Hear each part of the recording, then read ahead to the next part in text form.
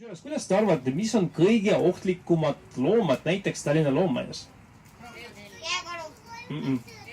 Elevant? Ei ole tiiger. Kes? Puuk. Olen 100% nõus. Ja.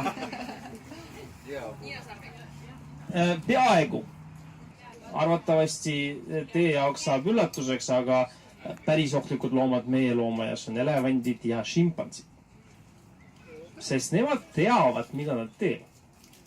Nad maksavad teile kätte vajadusel ja nad tõesti, kahjuks elevandid, šimpansid, neil on olemas ka tuju, nii nagu meilgi. Ja kui tuju on halb ja kui tõesti ta ei ole endas kindel, siis nemad võivad teid rünnata. Ja nemad teavad, mida nad teevad ja tegelikult nad on väga kavalad.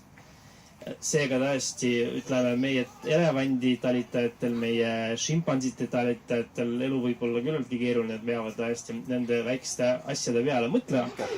Kõige huvitavam on küsimus, et kes on kõige tugevam kiskja looduses. Kaks suurt meil on, siis karu on niisugune pänta, ta on kiskja ja ei ole kiskja. Kumb on kõvem vend, kas ilves või hunt? Mis te arvate? Ilves. On ilves.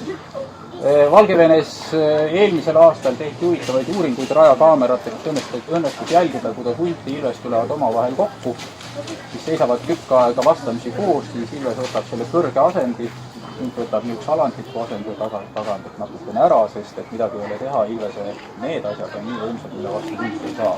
Ja kui on suur hundikari, siis kuskil on kuu, mille eest ilves saab peitu minna, nii et reeglina ilves mängib hundi üle.